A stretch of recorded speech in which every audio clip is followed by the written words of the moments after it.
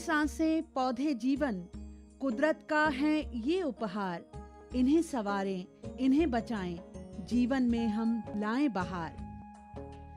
कहते हैं प्रकृति और मानव सृष्टि के बीच संतुलन का मूल आधार हमारे वन हैं। ये हमें आनंदित कर देते हैं। जंगल का सुरम्य शांत वातावरण, निर्मल कल कल बहती नदियों का संगीत मानो मन मोह लेते हैं।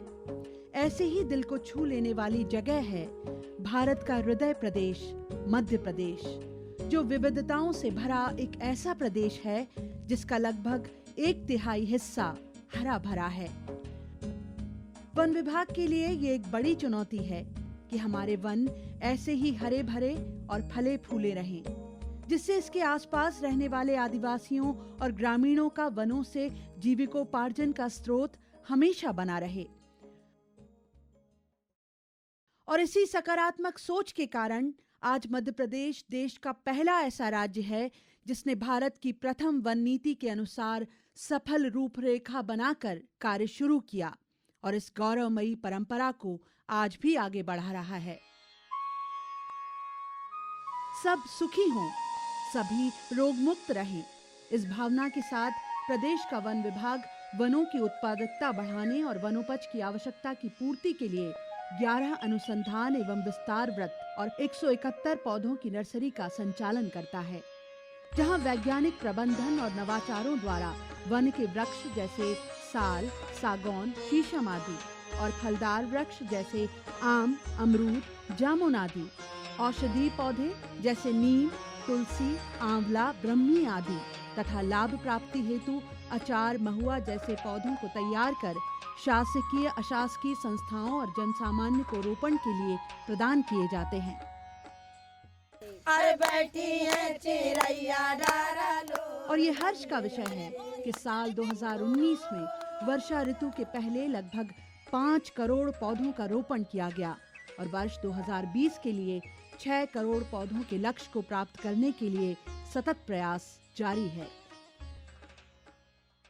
जब वनों में या वनों के बाहर बीजों को डाला जाता है, तब अथक परिश्रम और अधिक व्यय के बावजूद भी लगभग 10% ही बीज अंकुरित हो पाते हैं। पर कहते हैं ना, जब हौसला बुलंद हो तो मंजिलें आसान होती हैं। इस बात को चरितार्थ करते हुए वनों के लिए समर्पित माने जाने वाले प्रधान मुख्य वन संरक्षक श्री PC दुबे जी के मन में हरे भरे मध्य प्रदेश के लिए एक सकारात्मक सोच ने जन्म लिया।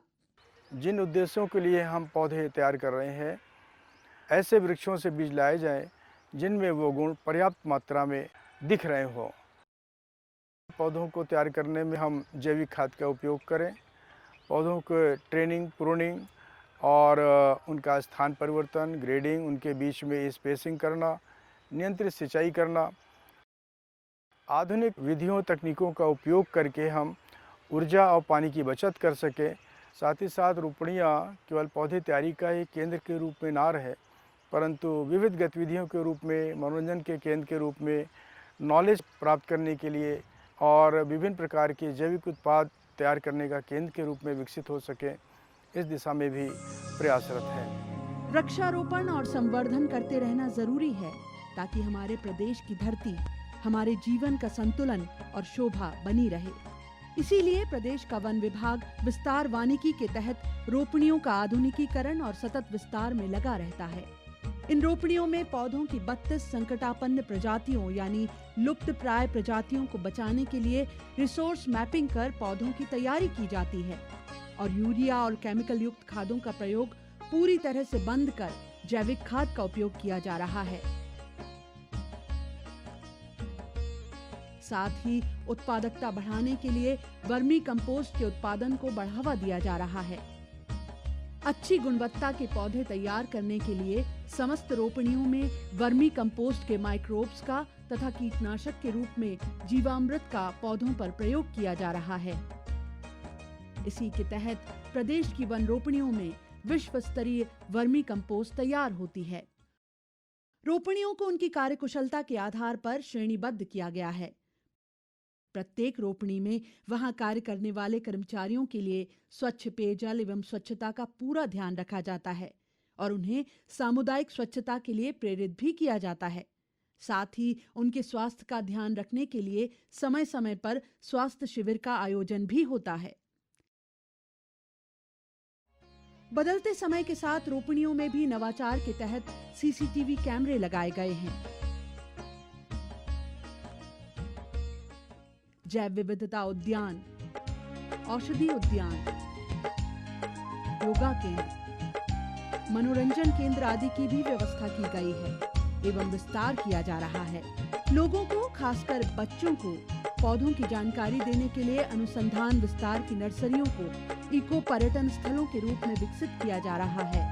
इन प्रयासों से स्थानीय लोगों को रोजगार के अतिरिक्त साधन भी उपलब्ध होंगे ताकि वनों पर उनकी निर्भरता कम हो और वो भी जंगल के संरक्षण में सहभागी बन सके।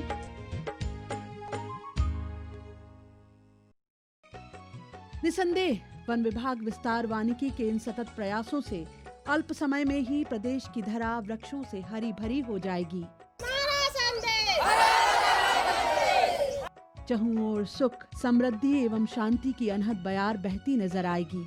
इससे प्राकृतिक आपदाओं से मुक्ति तो मिलेगी ही, साथ ही अपार पुण्य एवं मानसिक शांति की प्राप्ति भी होगी।